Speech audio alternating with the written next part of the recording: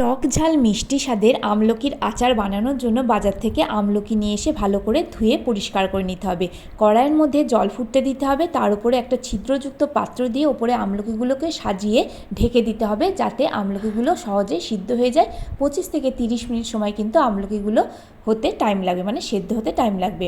এরপরে আমলকিগুলোকে একটু ঠান্ডা করে নিতে হবে। যতক্ষণ ঠান্ডা হচ্ছে, একটা কড়াইয়ের মধ্যে 1 চা চামচ করে মেথি আর মৌরি দিয়ে ড্রাই রোস্ট করে নিতে হবে আর ভালো করে গুঁড়ো করে নিতে হবে। আমি এক্ষেত্রে হামানদিস্তা ব্যবহার করেছি, তোমাদের কাছে হামানদিস্তা না থাকলে শিলনোড়া বা মিক্সার গ্রাইন্ডারেও করতে পারো।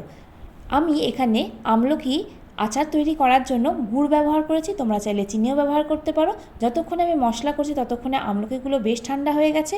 এবার আমলকিগুলো কোয়া কোয়া করে খুলে নিতে হবে। সমস্ত আমলকিগুলো যখন কোয়া কোয়া করে খোলা হয়ে যাবে, তখন কড়াইয়ের মধ্যে গুড় দিয়ে দিতে হবে। গুড় আর আমলকি একসাথে দিতে হবে। তারপরে গ্যাসের ফ্লেমটা অন করে ভালো করে আমলকি আর গুড় একসাথে মিশিয়ে দিতে হবে।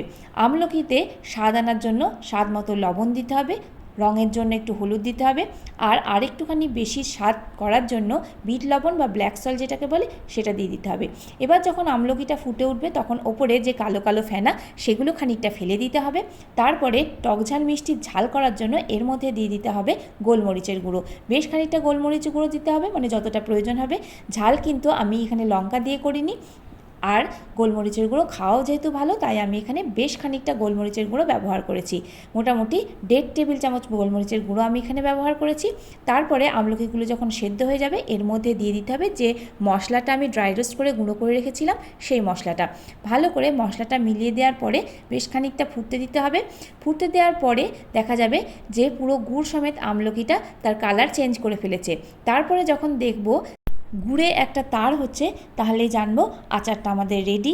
এবার গ্যাসের ফ্লেমটা বন্ধ করে দিয়ে ওপর থেকে খানিকটা চাট মশলা ছড়িয়ে দিতে হবে। চাট মশলাটা অপশনাল, না দিলেও হবে, তবে দিলে একটা আলাদা স্বাদ তো আসেই। তারপরে 1 রাত্রির জন্য আমি অন্য পাত্রে ট্রান্সফার করে নেবো আর ঠান্ডা হতে দেবো। পরের দিন এই দেখো দারুণ স্বাদের আমলকির আচার হয়ে গেছে। ভালো লাগলে ভিডিওটা অবশ্যই একটা লাইক করো।